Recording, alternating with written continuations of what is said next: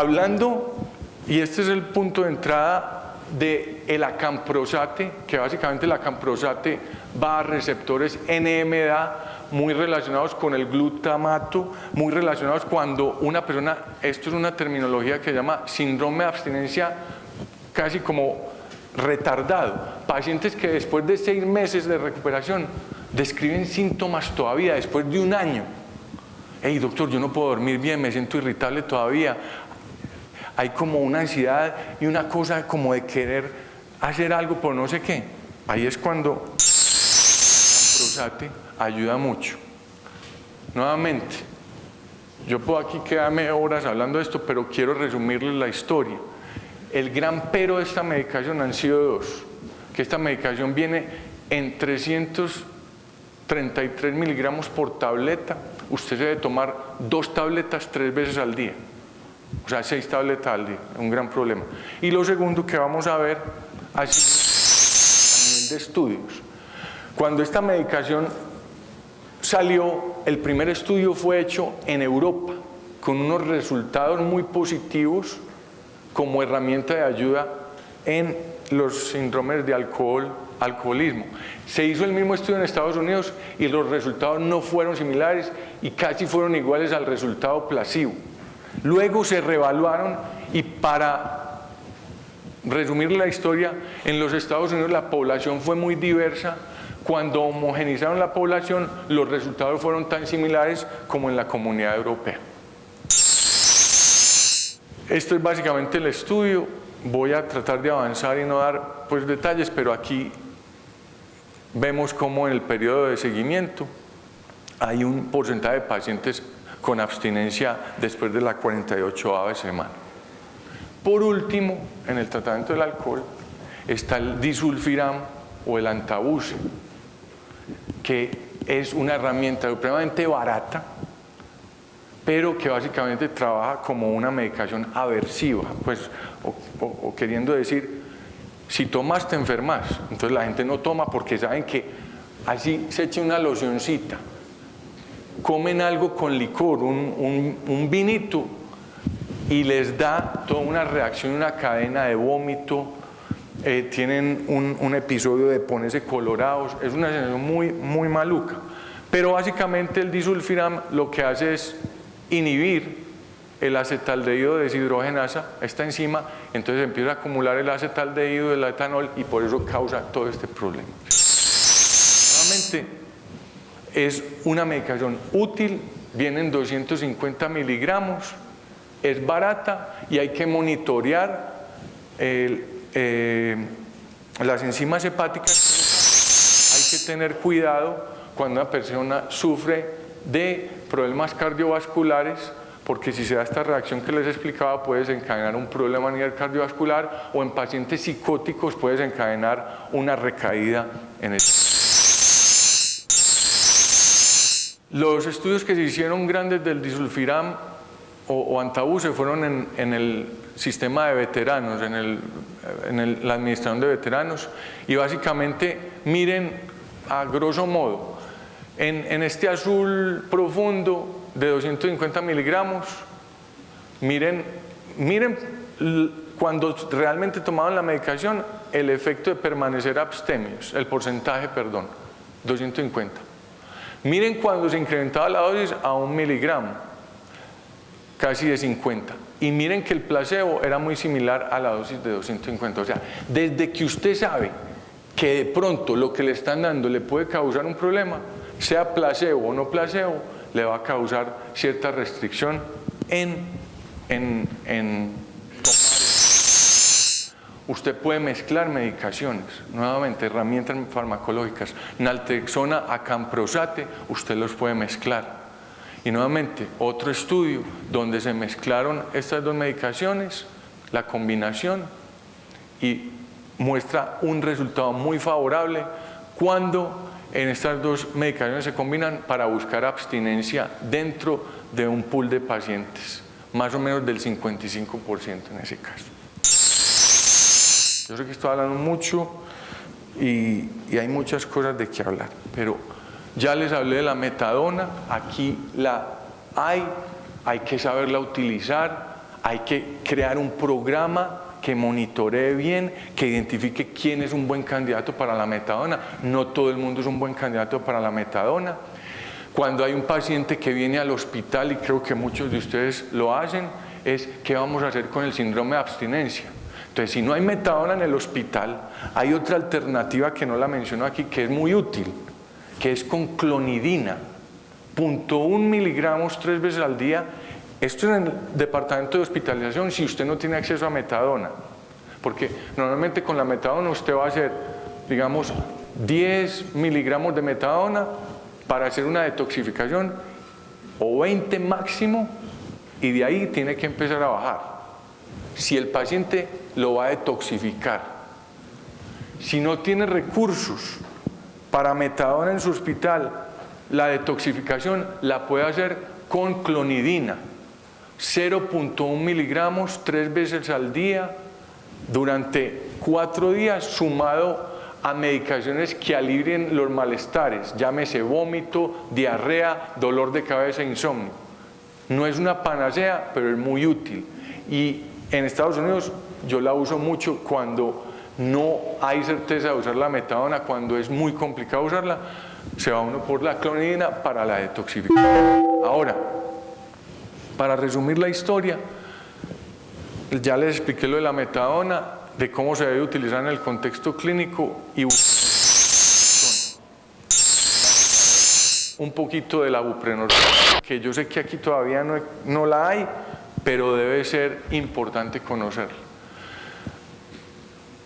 Básicamente, el porcentaje de eficacia versus la dosis, el logaritmo dosificado del opioide. Entonces, con el antagonista que es naloxona, acuérdense que es bloqueando el receptor. Miren lo que es el agonista parcial. No tiene la eficacia como un agonista total en el receptor mu, pero lo que les explicaba en términos literales es como barnizar el receptor.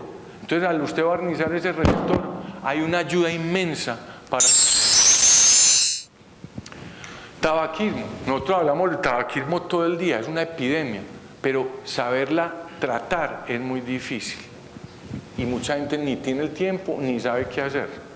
Entonces, las 5 A's: pregunte, dé consejo, evalúe, dé la asistencia y trate de dar el paso adelante, porque con una pequeña intervención, esas personas con tabaquismo pueden tener un cambio increíble. Créanlo o no, hay estudios que muestran que con 15 minutos de una buena intervención, usted puede influir inmensamente en este tipo de población. De esto en detalle, pero hay muchas herramientas en el tratamiento de tabaquismo. Mucha gente se va por la hipnosis, realmente no conozco la hipnosis ni puedo hablar de eso, pero sé que hay gente que se va por eso y que creo que en Medellín vienen personas que hipnotizan y la gente sale feliz y fabuloso, qué bueno. No puedo hablar de eso porque no lo conozco. En el tratamiento hay múltiples presentaciones. En Colombia, ojalá tengamos acceso al menos a los parches, no sé, o a los chicles, pero hay que saberlos manejar como clínico. Cosas tan sencillas como ¿con qué parche voy a empezar? Con el de 21 miligramos, con el de 14, con el de 7. Entonces ahí es cuando hay que hacer la pregunta, ¿cuánto fuma? Un paquete, listo, usted va a necesitar 21 miligramos.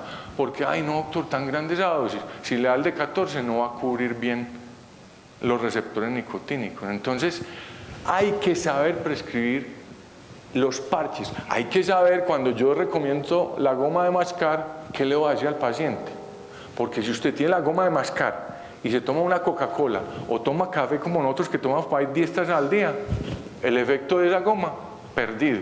Entonces son detallitos que hay que saber y aprender a manejar. Ahora, a nivel terapéutico, es supremamente importante nuevamente integrar esto con las herramientas psicosociales de las cuales yo hablaba anteriormente.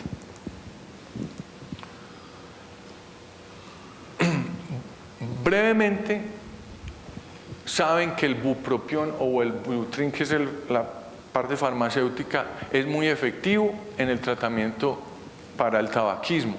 Y esta medicación, vareniclina, también muy efectivas. Desafortunadamente con la vareniclina se creó toda una controversia porque hubo personas que tuvieron ideaciones suicidas o actos suicidas y en los Estados Unidos le pusieron como un impreso negro de alerta. Pero esta medicación bien prescrita es supremamente efectiva. Aquí el nombre comercial, no le estoy haciendo propaganda, creo que se llama Champix, exacto. Ya para ir cerrando nuestro ciclo de adicciones hoy, pongan mucha atención farmacológicamente al topiramato. El topiramato es una medicación que yo creo que en los próximos años va a ser aprobada para el tratamiento de los trastornos de alcohol. Es una medicación que también ha habido grandes estudios a nivel de cocaína y con resultados muy interesantes. Entonces no se sorprendan si esta medicación empieza a ser parte de las herramientas farmacológicas.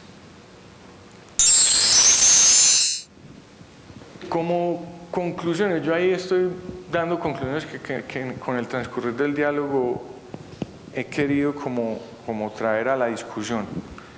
Pero básicamente yo sé desde la historia lo que vivimos en nuestro país.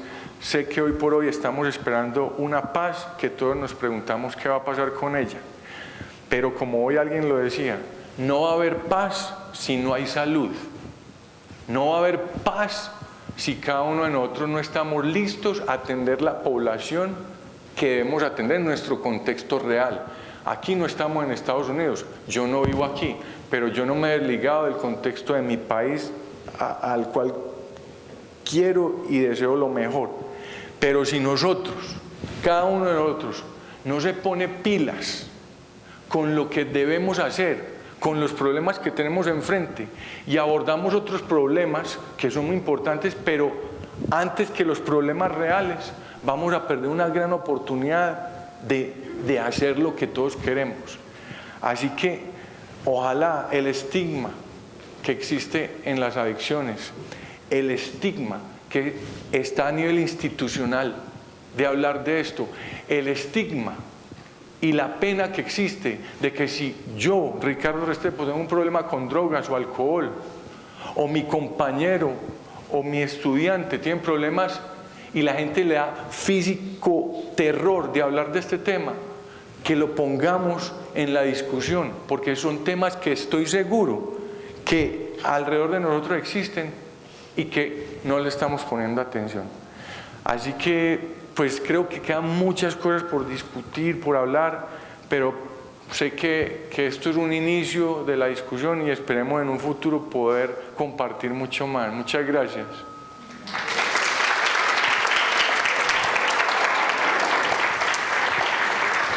Si tienen alguna pregunta, por favor, pues aquí estamos para eso y con mucho gusto aquí puedo responder. Y para mí también me causa curiosidad el trabajo de ustedes con este campo, porque yo sé que de pronto aquí hay personas que ya están muy metidas en esto, que quieren hacer cosas, o personas que están curiosas por trabajar en este campo. Hoy me di cuenta, yo no sabía, y eso es lo interesante de este campo, hoy me hablaron de una droga de diseño que al parecer en Medellín la están usando mucho, el 2CD o 2CB, y que esa soledad de drogas sintéticas se va a acabar esa y va a venir la otra y la otra y la otra, porque eso nunca va a acabar. Pero es muy importante como conocer, saber de qué se trata. Es la cocaína rosada, en realidad es cocaína, en realidad es un sintético casi similar al éxtasis, ¿qué es? Pero hoy me causó mucha curiosidad de conocer de qué se trataba esto, pero pues son preguntas que me imagino que todos tenemos, pero que debemos estar muy actualizados con lo que está pasando afuera y con esta problemática. Pero si tienen alguna pregunta, pues claro, por favor, hagámosla duro para que todo el mundo la oiga. Gracias.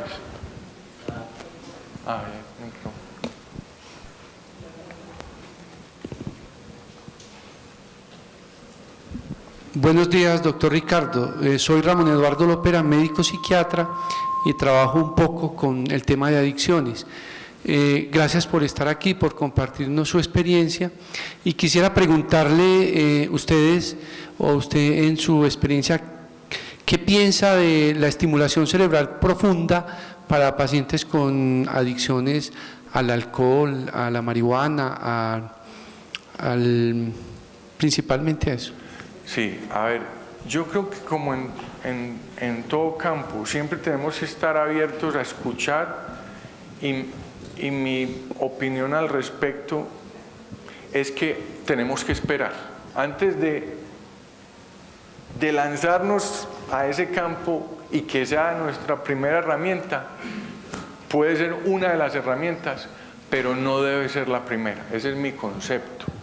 Es como sabemos ahora con el TMS, la estimulación transcraneal para depresión, sirve, pero pues empecemos por donde hay que empezar, no empecemos con eso de una vez. Esa es mi opinión, doctor Lopera, y qué bueno conocerlo porque ya había escuchado hablar de usted. Qué bueno. Buenos días, doctor Ricardo. El nombre mío es Luis Fernando Giraldo, el hermano de Carlos Mario. Claro, esa cara la conozco yo. Doctor Ricardo, saludos a Calocho. Gracias. Doctor, quería preguntarle esto. Tengo esta visión de que las clínicas de metadona son, digamos que un poco exigentes para el paciente, que implican que vayan absolutamente todos los días por la metadona, que tienen muy poquita intervención del psiquiatra, que es más que todo como una intervención muy orientada como hacia las patologías adicionales, hacia el VIH, hacia la hepatitis C, y que muchas de ellas son como dirigidas más que todo por internistas, y que la participación del psiquiatra es muy poca, y que ese sería como un tratamiento, digamos, para las personas de un nivel socioeconómico bajo, y que existe el tratamiento con la buprenorfina, que sería, digamos, el de los médicos pinchados, el del consultorio, el que se le ofrece a otras personas con otro nivel sociocultural, y que en ese sentido eso crea como una dinámica de división, y que los pacientes no quieren ir a las clínicas de metadona, sino que prefieren ir o buscar un tratamiento en lo posible mediante la buprenorfina. Entonces, como aclarar esa visión de cómo son distintas esas dos intervenciones, y también un poquito de saber cómo es la experiencia con la buprenorfina. Me crea curiosidad. Aquí en Colombia no existe buprenorfina porque no ha habido, no hay una sustentación económica para importar la sustancia, porque los laboratorios no quieren traerla, nadie quiere traerla por miedo a los resultados económicos, que no sean buenas, pero de resto existe la posibilidad de formularla. Entonces, ¿cómo es la experiencia de propiamente la dinámica con el paciente en el consultorio? ¿Cómo es de disolución sublingual? ¿Hay que esperar que se diluya? Si se les da para varios tiempos, si se lo administra la secretaria o quién, o cómo es eso. Perfecto. Muchas gracias. Muy buenas preguntas. Voy a tratar de ir paso a paso porque son casi 3 o 4 en el mismo contexto. Entonces, con respecto a las clínicas de metadona, es como en todo, hay buenos médicos y médicos no tan buenos, hay buenos psicólogos y psicólogos no tan buenos, hay buenos clínicos y otros no tan buenos. Clínicas de metadona es exactamente lo mismo. Hay contextos en donde es, en resumidas, recibir la medicación y para la casa. Eso tiene un impacto mediático a nivel de que siento que estoy tomando algo que me ayuda, pero al salir, muchas de las clínicas de metadona, al salir, benzodiazepinas a $10, venga, yo le cambio la dosis porque a usted ya le están entregando la dosis para la casa, se la compro, eso pasa. Entonces es un contexto real, pero al paciente que asume ese reto y que a kilómetros de distancia en la mitad de los Estados Unidos no hay nada más y que está comprometido con la recuperación, de pronto de 10 que no la utilizan bien, él sí la utiliza bien y, como usted dice, minimiza las comorbilidades y es un paciente que es lo único que tiene acceso en kilómetros a la redonda. En el contexto citadino, llámese un Nueva York, un Miami, un Boston, un Los Ángeles, existen ambas visiones, clínicas de metadona en las periferias y municipios distantes, por así decirlo, y clínicas de metadona donde hay una supervisión muy fuerte, donde se está integrando el paso de metadona a buprenorfina dentro de la misma clínica de metadona, donde se monitorea la dosis, donde hay grupos, donde el psiquiatra juega un rol importante, pero también lo que usted dice, existe el rol de, necesito una entradita más de trabajo, me dijeron que trabajara 2 horas en la clínica de metadona, voy allá, estoy un ratico y me voy, eso existe. Entonces es como todo. Pero si usted me pregunta a mí, que yo trabajé en una clínica de metadona en Nueva York por 6 años, cuando eso se maneja bien, da unos resultados excelentes. Pero usted tiene que tener una estructura, una supervisión, una filosofía dentro de ese contexto de acciones que hemos hablado. La buprenorfina elegante, la buprenorfina no es elegante. La buprenorfina fue elegante al principio, pero debido a todos estos cambios que hemos visto, ya la buprenorfina ya tiene acceso a todas las personas que puedan tenerlo y quieran tenerlo. Ejemplo, yo estaba en un VA Hospital, que es un hospital federal, supremamente burocrático, pero con unas posibilidades de dar pasos importantes. Entonces, en el hospital, por ejemplo, para probar buprenorfina para los veteranos, eso fue toda una odisea. Uno, por costo, y 2, porque íbamos a reemplazar una medicación por otra. Pero ahí es donde nuestra labor empieza por educar a la gente. Bueno, para resumirle la historia, se empezó la buprenorfina y hoy pacientes que no tenían acceso a ello, hoy por hoy son pacientes que por primera vez en 30 años, porque estos son veteranos del Vietnam, por ejemplo. He tenido pacientes veteranos del Vietnam, 30, 40 años usando heroína, que con la buprenorfina se evidencia un cambio impresionante. Ahora, ¿cómo se maneja la buprenorfina? Yo los invito a ustedes, tan solo por curiosidad, a que tomen el curso y queden certificados en buprenorfina, por si algún día eso llega aquí. Dura 8 horas. Pero para resumirle la historia de cómo es el tratamiento de buprenorfina. Buprenorfina viene en 2 miligramos y 8. Para los que están conociendo la medicación, le pusieron una parte que es naloxona. Naloxona es un antagonista de esos receptores mu que yo les decía. Entonces, para resumir la historia, es por qué agregaron la naloxona. Es porque, como la creatividad humana llega a extremos, lo que se hacía mucho era que, por ejemplo, con codeína, oxicodona en los Estados Unidos, la gente le prescribían la medicación, la maceraban, se la aspiraban o se la inyectaban, ¿cierto? A nivel de opiáceos. Como este es un agonista parcial, para evitar dificultades y abuso de una medicación que es de mucha ayuda si se maneja bien, se puso una naloxona. Cuando yo tomo buprenorfina, y por supuesto tiene la naloxona y me la pongo sublingual, la naloxona no se absorbe, lo único que se absorbe es la buprenorfina y por eso me ayuda a barnizar ese tapiz de que hablábamos. Ahora, si digo, ay, este doctor me dio buprenorfina, la voy a macerar, me la inyecto, lo primero que llega arriba a bloquear es la naloxona, entonces la buprenorfina no va a causar ningún efecto. Eso como descripción. Ahora, los pasos de la prescripción son bastante, digamos, súper clínicamente interesantísimos. O sea, los describo brevemente. Hay una fase que se llama la fase de inducción, la fase de estabilización y la fase de mantenimiento. Entonces, la fase de inducción es, yo lo cito a usted, doctor, me dice, Ricardo, ayúdame, he estado usando codeína como por 5 años y en este ambiente de Medellín la cosa es difícil, me voy a ir para California, ¿me ayudas? Yo le digo, listo, venga pues.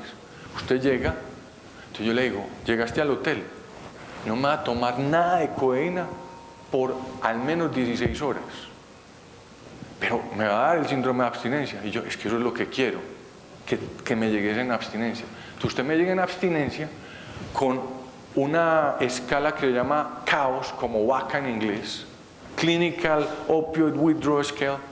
Usted hace esa escala, pero eso lo evidencia uno clínicamente, pero están en síndrome de abstinencia, listo. Digamos que me marca un número 8, moderado. Yo digo, listo, estamos listos. Tengo preparado a mi equipo, psicólogo, enfermero, hey, miren, vaya un paciente, démosle la bienvenida. La actitud es muy importante, desde lo que mencionaba, desde la persona en recepción, de dar una bienvenida a esas personas, eso es clave. Y a la persona, hey, doctor, por primera vez me están tratando así, así. Entonces le digo, ¿estás listo? Ya te conozco, hago la entrevista. Le doy 2 miligramos ya, sublinguales. En 60 minutos te vuelvo a chequear, pero no te me vas a mover de la clínica, te me quedas sentado mientras yo veo otros pacientes. Entonces aquí el consultorio y ustedes me están esperando y usted se sienta ahí donde está y yo voy viendo a los demás. Una hora después te digo, hey, Giraldo, ¿cómo vas? Doctor, ¿sabe? Ya no tengo como esa sudoración con la cual llegué. Volvemos a hacer esa escala de 8 a 6, de 8 a 5, listo. Hasta llegar de 2 en 2 a 8 miligramos, primer día, inducción. Entonces, ese día, ya después de darle yo 8 miligramos en total, le digo, bueno, Giraldo, te voy a prescribir ya las tabletas de 8 miligramos, te vas a ir para la casa y me vas a llamar en esta semana a ver cómo vas. Solo te voy a dar 7 días. 7 días, 8 miligramos. Brevemente usted se reúne con la psicóloga, con la enfermera, ella le pregunta, le hace una serie de preguntas, van y me reportan, doctor, Giraldo va bien, lo quiero ver un momentico, así claro, Giraldo, ¿vas bien? Sí, ¿ya empezaste a ir al grupo? Bien, 8 miligramos, estabilización, esa es su dosis, de pronto hay que subir la dosis hasta que uno logre cubrir todos los síntomas de abstinencia. Y ya, uno ya navega ahí con prescripciones mensuales. Viéndolo, a mí me gusta verlos a todos, pero el psicólogo, el enfermero que trabaja conmigo, el staff, lo pueden ver, me reportan, yo me siento brevemente conmigo y cada mes yo lo veo. No se prescribe a 60 días, a 90, cada mesecito se le prescribe. O si veo que el paciente no es confiable en el sentido de que todavía tengo dudas de quién es, de que de pronto ha recaído, lo acerco más al programa y le digo, bueno, vamos a empezar cada 2 semanas, por favor trata de venir a los grupos acá, te lo ofrezco. Y así, más o menos es la historia, pues está larga la historia, pero así es. Y es muy sencillo y créanme, es un tratamiento asombroso, o sea, para mí es de las cosas más satisfactorias ver este tipo de pacientes responder. Sí, doctor. Buenos días, doctor, muchas gracias por su asistencia, espectacular la conferencia. El nombre mío es Jorge Mario Berrío, soy director de una clínica acá en Medellín que se llama Centro Unidos, manejamos el modelo Minnesota de los Estados Unidos. Bien. En ese modelo pues venimos trabajando la entrevista motivacional desde hace muchos años con excelentes resultados. Manejamos todo un equipo interdisciplinario, médico, psiquiatra, toxicólogo, psicólogos, profesional de familia, todo un equipo profesional para el cuidado de estos pacientes. Inclusive tuvimos un paciente que teníamos con él trabajando con metadona, tuvimos la oportunidad de traer el medicamento de Europa, el Suboxone, que es la combinación de estos 2 medicamentos que usted decía, y el cambio fue del día y la noche. Eso es impresionante. Y desafortunadamente nosotros no tenemos los recursos, la forma de que Colombia tenga ese medicamento acá, pero le digo pues que la experiencia con este paciente, ya en este momento lleva como 4 años limpio, vive en Holanda, que es como la capital de la droga a nivel mundial y está limpio. Y nosotros manejamos pues también lo que es todo el equipo interdisciplinario y manejo de 12 pasos como parte fundamental del posttratamiento de estos pacientes. Todo lo que usted decía ahí lo compartíamos acá porque es lo mismo que nosotros manejamos, me siento muy orgulloso de eso, pero nos ha tocado lidiar muy duro con la población porque los pacientes sí adhieren muy bien al tratamiento, sobre todo los pacientes adultos que llegan a instituciones acá en Colombia donde los maltratan, los gritan, donde no sí adhieren a estos tratamientos. En Centro Unidos sí se adhieren muy bien, permanecen limpios y empiezan a hacer una vida funcional. pero es complicado porque lo que usted decía ahora, un paciente recae y lo echan. Nosotros todo lo contrario, tenemos una gran oportunidad para trabajar con él, esa recaída. Entonces acá todavía se siguen trabajando una metodología muy diferente a lo que son los lineamientos a nivel mundial, y se sigue trabajando pues en esa parte conductual agresiva, digámoslo así, que hace que el paciente cada vez se aleje más de los tratamientos. Porque si usted está consumiendo y va a llegar a un centro de tratamiento donde lo van a tratar mal, lo van a gritar, pues créame que usted prefiere estar en la calle pues consumiendo que estar allá. Entonces también se ha visto de que en nuestro proceso podemos parecer frente a otros profesionales que no nos conocen como alcahuetas, pero usted sabe de lo que le estoy hablando y eso no es así.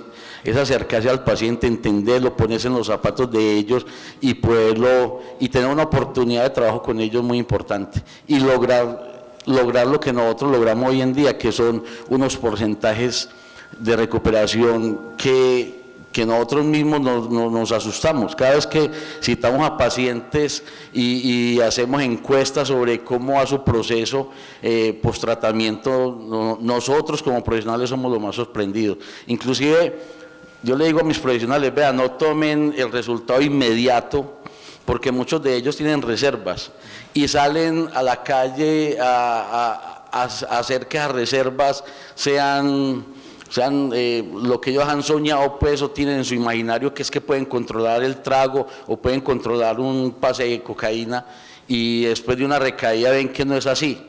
Y empieza ahora sí su tratamiento a ser efectivo, porque claro, todo lo aprendido lo colocan en práctica y en adelante. No, pues me alegra escuchar lo que usted me cuenta de su programa. Yo creo que en un sistema como el nuestro hay que trabajar en conjunto, así tengamos diferencias de conceptos, pero que nuestro tratamiento sea basado en la evidencia. Ahora, es muy importante lo que usted menciona. Una cosa es ser alcahueta en este campo, y otra cosa es saber los niveles de atención que se requiere. O sea, no siempre un paciente va a ser candidato para un programa de rehabilitación. No siempre el paciente que entró por urgencia necesita ser hospitalizado. De pronto el paciente puede ser referido a una consulta externa.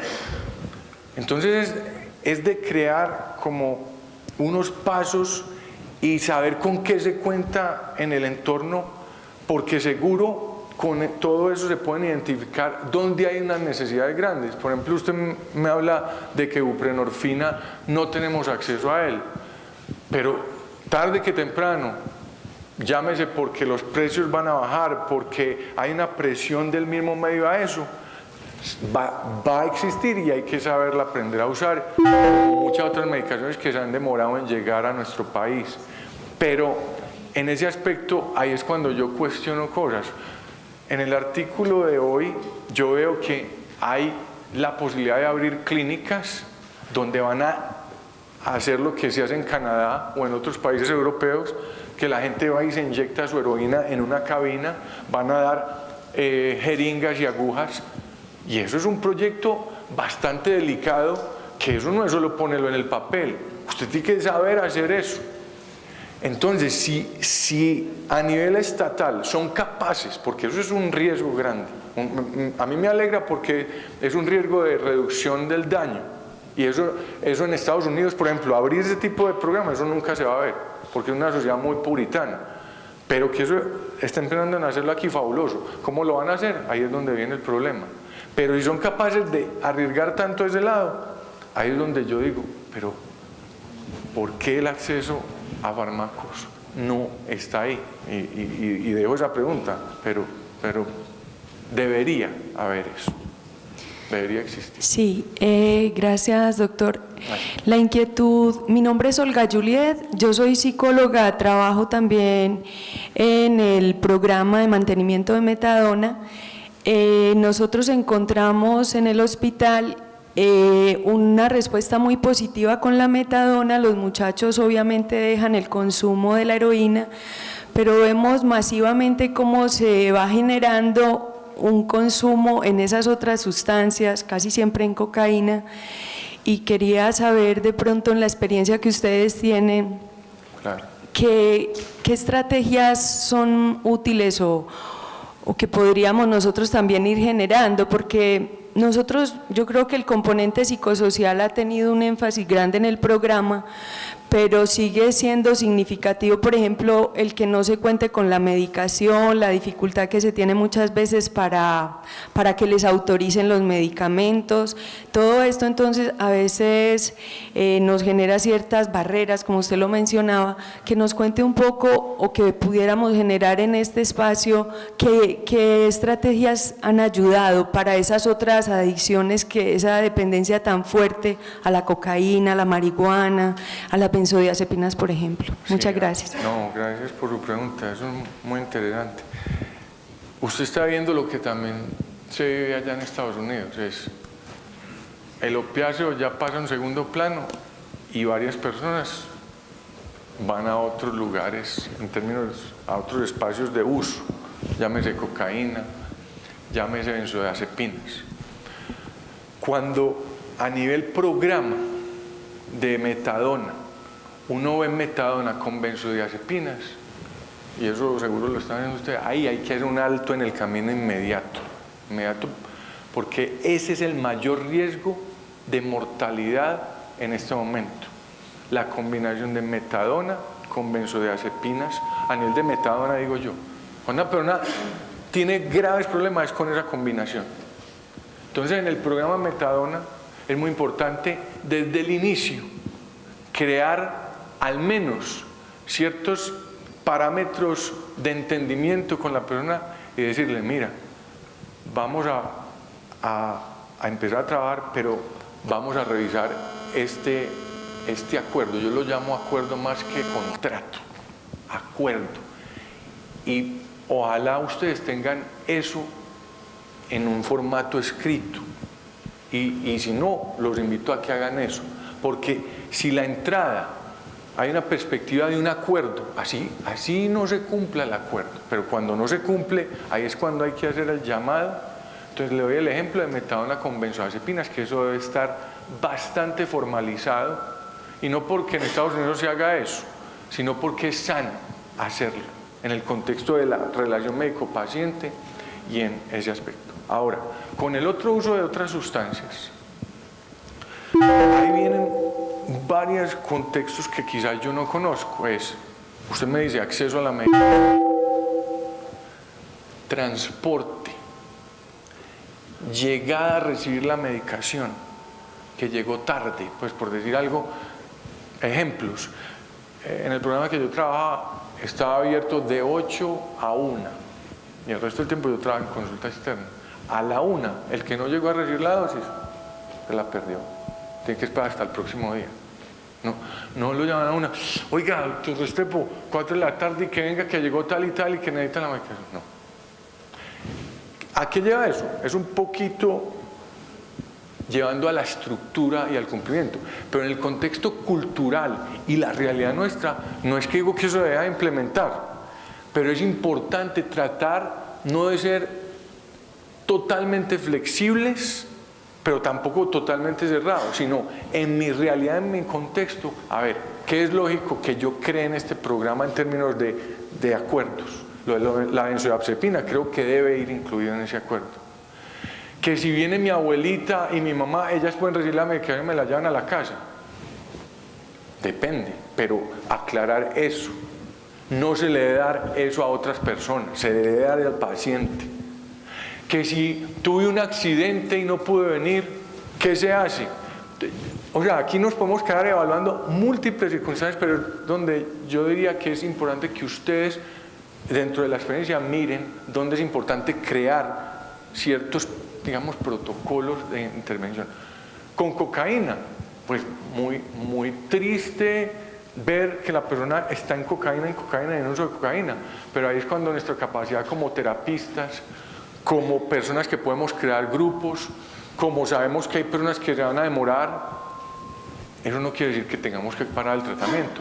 Ahora, si usted tiene un electrocardiograma, ejemplo, estoy dándole, donde sabemos que la metadona puede prolongar el QT del electrocardiograma, y usted ve que con la cocaína hay una situación delicada, ahí hay que tomar decisiones un poquito más allá de esa flexibilidad.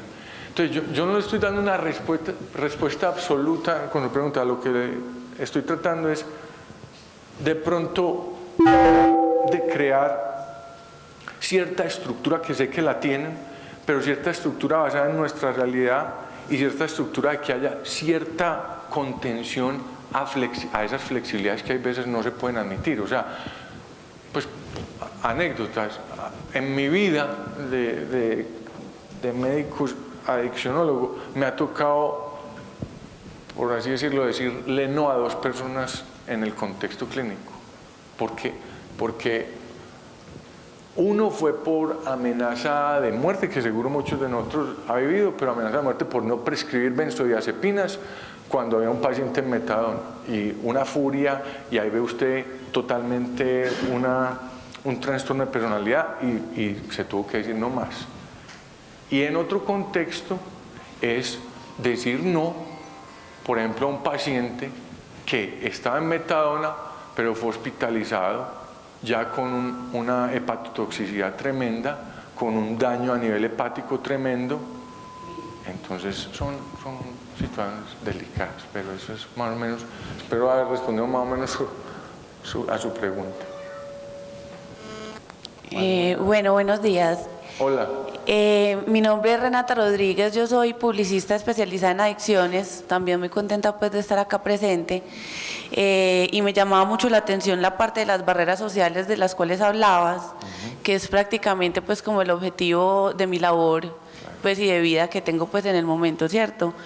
Me gustaría saber qué diferencias ves o en qué niveles estamos Colombia versus Estados Unidos en cuanto a la publicidad o la información, y sobre todo en la asertividad de la comunicación que se está dando. Pues que nos hablaras de pronto como un poquito de eso, y de pronto si has notado algún tipo de estrategias específicas que ellos estén utilizando como para superar este miedo, este temor, pues todo lo que sea como la falta de aceptación de la problemática como tal, y sobre todo de la aceptación como una enfermedad, la adicción como una enfermedad. Entonces, para ver qué has notado. Gracias. Muy buena pregunta, de salirnos del contexto farmacológico un poquito y volver a esa realidad cotidiana, eso es muy importante. Aquí es donde yo hago énfasis en el liderazgo. ¿A qué me refiero yo con eso? Le voy a dar un ejemplo estadounidense, pero aplicable aquí, y sé que aquí se ha hecho, pero para darle un contexto a nivel norteamericano. En los Estados Unidos, hasta hace 20, 25 años, esto de las adicciones ni se hablaba, ni se publicitaba, ni se ponía en los medios. Sí, pues uno veía por ahí una propaganda famosa de la que era esposa de Reagan, dice que así se puede volver su cerebro, y tiraba un huevo y eso se asaba, bueno, es todo eso, sí. Ese es el contexto. Pero aquí me refiero a liderazgos, que muchos colegas conocen a esa persona. Y la remito a el National Institute of Drug Abuse, NIDA. Hay una doctora latinoamericana, que mucha gente no sabe que es latinoamericana, nieta de Trotsky, mexicana, líder en el campo de las adicciones en Estados Unidos, Nora Volkow. Esa mujer, créanlo o no, en los últimos 20 años ha sido líder con otros más en sumarse a eso que usted pregunta. Ella es médica, pero ella empezó a trabajar como en bloque, a decir, hey, vamos a trabajar por este aspecto a nivel de investigación, a nivel clínico, a nivel de comunidad, y creó departamentos o los potencializó, y a nivel de publicidad, no en términos del NIDA de publicidad, sino a nivel de darle a la población herramientas de entender que esto era un problema y que se debe hablar abiertamente. Hizo manejos de periódico, llámese Washington Post, New York Times, periódicos bastante poderosos en información. programas radiales, programas de televisión, en un lenguaje donde cualquier persona me pueda entender a mí. Entonces, cuando yo puedo tener datos, y ayer hablábamos de eso brevemente con los doctores en el Centro de Investigación de Salud Mental, sé que en Colombia hay unos limitantes inmensos, por muchas razones, pero eso no indica de que no levantemos la voz de una manera científica y profesional, que en el contexto suyo, por ejemplo, usted empiece a pensar en lo que me pregunta, con las herramientas que usted tiene, con los datos a nivel investigación que en el contexto colombiano, con los referentes de clínicos a su alrededor, que usted cree una idea de cómo hablar de este tema, llámese a nivel de escuela secundaria, llámese a nivel de escuela primaria, llámese a nivel universitario, llámese a nivel de la ciudad, llámese a presentar un proyecto en la alcaldía específicamente para lo que usted pregunta. De pronto le cierran la puerta, de pronto no pasa nada, pero qué tristeza es quedarse uno con ideas que uno diga, pero ¿por qué nunca lo hice? Entonces yo la animo a que en ese contexto suyo sea atrevida y es un punto supremamente importante, porque si hay un tema que uno debe empezar a hablar, así como la enfermedad mental todavía ha dado pasos gigantes, pero todavía falta mucho, en este tema sí que más, en este tema sí que más. A nivel, por ejemplo, pongámoslo a nivel religioso, con respeto de la religión y toda su creencia, pero eso puede ser un vehículo supremamente efectivo para la población de nuestro país. ¿Cómo unificar? Pues yo aquí estoy pensando así, pero cómo unificar fuerzas como con una iglesia, no con una sola iglesia, sino con el establecimiento religioso de utilizar esos vehículos para llegarle a la comunidad. Esas son ideas, pero a lo que me refiero con esto es, no deje de pensar en esas ideas y no crea que no se pueden lograr, porque eso empieza a formar y son la base de muchos cambios. ¿Okay? Otra pregunta, sí.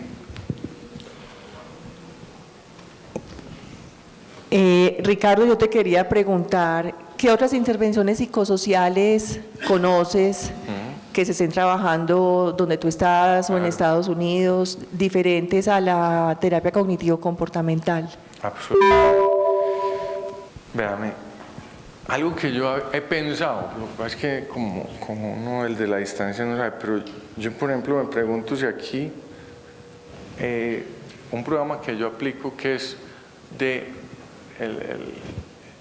el de contingencia, o sea, la premiación al efecto de lograr un mes, la premiación a lograr 6 meses, el apoderamiento de sentir que la persona puede escoger y no, eso no es muy caro hacerlo. Le voy a dar un ejemplo. Donde yo trabajo, hay un programa de rehabilitación y en el programa se implementa eso, y es cada semana nos reunimos con los pacientes que van completando un mes, el que completa 2, los que completan 3, y van allí y van a una coquita. Eso es científicamente estudiado, eso no lo hago pues por diversión, eso es algo que es efectivo. Va, mete la manito, saca un papelito, por ejemplo 100 años de soledad, pues que a él le guste a esa persona, y se tiene el libro y se le da. A nivel mental, esa premiación, que pues es una premiación pequeña, la connotación que eso tiene para la persona, para el grupo como tal, eso potencia muchísimo, y eso es una forma terapéutica de intervención. O sea, no es la terapia cognitivo-comportamental, no es la terapia motivacional, pero es una forma de llegar a eso. También, y esto no lo practico yo, pero se está empezando a hablar de terapia interpersonal, lo que en un momento empezó con depresión. Si exploran eso, se está tratando de adaptar esto a la parte de adicciones. Yo no la practico, pero exploren ese campo. Nuevamente, en el contexto real de nosotros, es usted pensar, ¿cuánto tiempo tiene? ¿Cuántas visitas tiene con el paciente? La creación de grupos puede beneficiar a varios pacientes a la vez y usted poder abarcar un poquito más con eso. No, o sea, no sé, pero es pensar en estrategias basadas en la realidad de uno, por los limitantes que uno tiene. Entonces, eso es parte de lo que puedo compartir en términos de aproximaciones terapéuticas no farmacológicas. Muy bien. Bueno, agradecemos al doctor Ricardo por la charla y a ustedes por su asistencia. Buenas tardes. Muchas gracias. Gracias de verdad.